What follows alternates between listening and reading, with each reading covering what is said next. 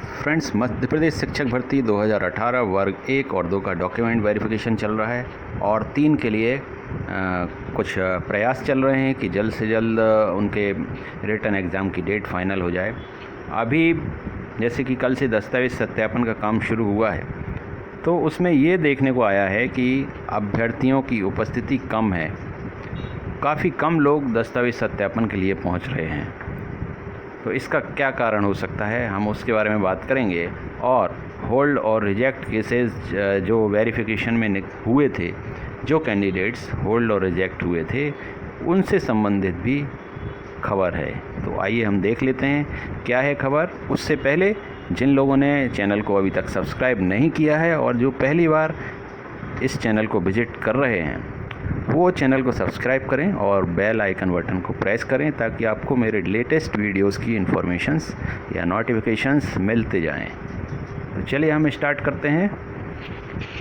ये पत्रिका न्यूज़पेपर की खबर है कि संभाग में 61 अभ्यर्थियों में 5 ही दस्तावेज सत्यापन कराने पहुंचे और 3 पाए गए पात्र।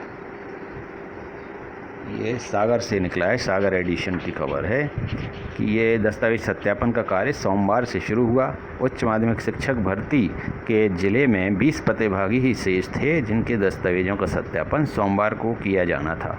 लेकिन हैरान करने वाली बात यह है कि केवल एक ही प्रतिभागी दस्तावेज सत्यापन के लिए पहुंचा, मतलब 20 में से एक ही पहुंचा। बाकी संभाग स्तर पर 65 शेष अभ्यर्थियों के दस्तावेज सत्यापित किए जाने थे। पूरे संभाग में केवल 5 अभ्यर्थी दस्तावेज सत्यापन कराने के लिए पहुंचे, जिनमें से 3 ही पात्र पाए गए। जेडी मनीष शर्मा ने बताया कि ये शेष प्रतिभागी जो दस्तावेज सत्यापन के लिए चली पहली प्रक्रिया में भी गैर हाजिर थे, उन्हें सोमवार को दूसरी बार मौका दिया था, लेकिन सत्यापन केंद्रों पर नहीं पहुंचे। उन्होंने बताया कि इसी के साथ उच्च माध्यमिक शिक्षकों के दस्तावेज सत्यापन की प्रक्रिया पूरी हो गई। मंगलवार से माध्यमिक शिक्षकों की दस्तावेज सत्यापन प्रक्रिया शुरू होने जा रही है। जिला स्तर पर ही 45 अभ्यर्थियों के दस्तावेज सत्यापन किए जाएंगे। अभी संभागों की क्या स्थिति है इसमें दिया है। सागर में 20 अभ्यर्थी आना था, पहुँचे 1। दमोह में 11 पहुँचने थे, 1 पहुँचा। पन्ना में 4 पहुँचने थे, 1 ही पहुँचा। छतरपुर में 20 में से 1 ही पहुँचा। टीकमगढ़ में 5 में से 2 पहुँचे और निवाड़ी में 1 में से 1 को बुलाया था और 1 भी नहीं पहुँचा। ऐसे ही जैसे रीवा की बात करें तो 32 में से 1 अभ्यर्थी रहा उपस्थित, नहीं पहुँचे उच्च माध्यमिक के शेष अभ्यर्थी। आज माध्यमिक शिक्षक के अभ्यर्थियों का होगा सत्यापन। तो रीवा ज़िले में भी यही स्थिति रही कि 32 अभ्यर्थियों को पहुंचना था और 1 ही अभ्यर्थी वहां पहुंचा। तो मंगलवार को डीईओ व जेडी कार्यालय में 45 अभ्यर्थियों के दस्तावेज सत्यापित होंगे, मतलब आज। इन अभ्यर्थियों को मोबाइल पर संदेश भेज दिया गया है ताकि नियत समय पर अभ्यर्थी समस्त दस्तावेजों समेत सत्यापन हेतु कार्यालय में उपस्थित रहें। तो अब जैसा कि हमने देखा कि अभ्यर्थी पहुंचे नहीं हैं, इसका क्या कारण हो सकता है। कुछ तो पहली बार जब बुलाया था तब भी नहीं पहुंचे थे और कुछ को और उनको दूसरा अटेम्प्ट भी मिला था, पहुंचने के लिए बुलाया गया था लेकिन फिर भी नहीं पहुंचे। तो इसका एक ही कारण है, ये ज़्यादातर अभ्यर्थी वो हैं जो अदर स्टेट के हैं या वो अभ्यर्थी हैं जिनको ऑलरेडी कहीं पर जॉब मिल चुकी है, जो ज्वाइन कर चुके हैं। जैसे उत्तर प्रदेश के कैंडिडेट्स काफ़ी सारे थे, तो उत्तर प्रदेश में ऑलरेडी भर्ती हो चुकी थी। उत्तर प्रदेश में जो जॉब्स हैं शिक्षक भर्ती में, शिक्षकों की जो सैलरी है वो मध्य प्रदेश से लगभग डबल है। तो कोई भी कम सैलरी में आना क्यों चाहेगा अपना शहर छोड़ के। तो ये सीधी सी बात है, सरल शब्दों में कहें तो यही एक कारण है कि बाहर के कैंडिडेट्स ही ज़्यादातर नहीं पहुँचे हैं। इसका सबसे बड़ा फ़ायदा होगा उन कैंडिडेट्स को जो वेटिंग में हैं। वेटिंग वाले कैंडिडेट्स के लिए ये बहुत अच्छा अवसर बन गया है काफ़ी। और ये जो ज़्यादातर जो कैंडिडेट्स थे वो जो नहीं पहुँचे थे वो अदर स्टेट के हैं।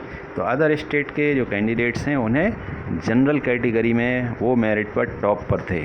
अदर स्टेट वाले इसमें रिजर्व कैटेगरी में तो थे नहीं, जनरल कैटेगरी में थे। तो जनरल कैटेगरी में जो वेटिंग में रहे होंगे उनके लिए यह अच्छी अपॉर्चुनिटी बन रही है।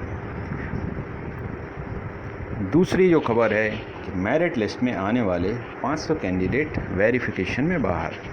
क्यों बाहर होंगे? वही एलाइड सब्जेक्ट वालों का जो इशू है, सिर्फ बॉटनी जूलॉजी को ही दी मान्यता। तो यही कहा गया है। इसमें स्टेटमेंट ही देखूंगा, बाकी तो इश्यूज़ आपको पता हैं।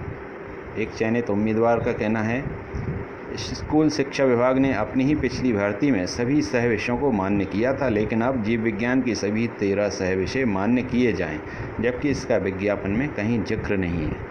जयश्री कियावत आयुक्त मैडम का क्या कहना है? शिक्षकों की भर्ती के लिए जो नियम बनाए गए हैं उन्हीं के अनुसार पूरी भर्ती प्रक्रिया चल रही है। इसमें सभी संबंधित अधिकारी नियमानुसार ही सत्यापन कर रहे हैं। तो जो गाइडलाइंस मिली हैं अधिकारियों को, सत्यापन अधिकारियों को, उसी के हिसाब से वो ये काम कर रहे हैं।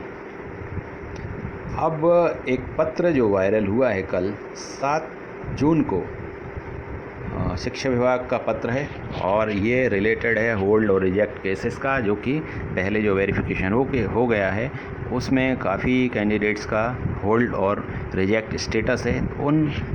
उनका क्या किया जाना है इसके संबंध में है। विषय है उच्च माध्यमिक शिक्षक पद की नियोजन प्रक्रिया के अंतर्गत टू बी रिजेक्ट और टू बी होल्ड प्रकरणों की जानकारी एवं नस्तियाँ उपलब्ध कराने बाबत। दिनांक 7/6 से 10/6 तक उच्च माध्यमिक शिक्षक पद की प्रारंभिक चयन सूची और प्रारंभिक प्रतीक्षा सूची के अभ्यर्थियों के दस्तावेज सत्यापन की कार्यवाही संपन्न हो जाएगी। इस संबंध में दिनांक 4/6 को विभागीय वीडियो कॉन्फ्रेंसिंग में विस्तृत निर्देश मार्गदर्शन दिया गया है। जिन जिलों में उल्लेखित तिथि में उच्च माध्यमिक शिक्षक पद हेतु दस्तावेज सत्यापन का कार्य हुआ है तथा दस्तावेज सत्यापन के दौरान सत्यापन अधिकारी द्वारा जिन अभ्यर्थियों के प्रकरण को टू बी रिजेक्ट और टू बी होल्ड की श्रेणी में रखा है, उन प्रकरणों की नस्तियों पर अभ्यर्थी को दस्तावेज सत्यापन के दौरान दिए गए प्रमाण पत्र की प्रति संलग्न करें एवं इसी प्रमाण पत्र पर टू बी रिजेक्ट और टू बी होल्ड की श्रेणी में रखे जाने का स्पष्ट कारण नियम निर्देशों के प्रकाश में अंकित कर संबंधित सत्यापन अधिकारी का नाम, सत्यापन केंद्र का नाम, मूल पद, कार्यरत संस्था का नाम एवं हस्ताक्षर होना आवश्यक है। उल्लेखित नस्तियाँ संचालनालय के परिपत्र दिनांक 6/2/2021 में दिए गए निर्देश एवं उक्त पत्र में संलग्न प्रपत्र क्रमांक रिजेक्ट के लिए एवं प्रपत्र का रिजेक्ट के लिए और प्रपत्र खा होल्ड के लिए अनुसार नस्तियाँ तैयार की जाएं। दिनांक 11/6 को उच्च माध्यमिक शिक्षक पद के अभ्यर्थियों की उल्लेखित नस्तियाँ अपने संभाग के जिलेवार एक जारी कर इस कार्यालय को दिनांक 14/6 को अनिवार्य रूप से इस कार्यालय को उपलब्ध कराया जाना सुनिश्चित किया जाए। तो वही बताया कि टू बी होल्ड और टू बी रिजेक्ट केसेस की जो फाइलें हैं उनको 14/6 तक शिक्षा विभाग तक पहुंचाया जाना है। तो उसके बाद उन पर कुछ फैसला हो जाएगा और उस हिसाब से फाइनल मेरिट लिस्ट तैयार हो जाएगी। तो ये था टू बी होल्ड और टू बी रिजेक्ट के बारे में। तो फ्रेंड्स, ये सारी इन्फॉर्मेशंस आज के लिए थी और हम जल्द ही मिलते हैं अगली किसी अपडेटेड न्यूज़ के साथ। तब तक अपना ध्यान रखें।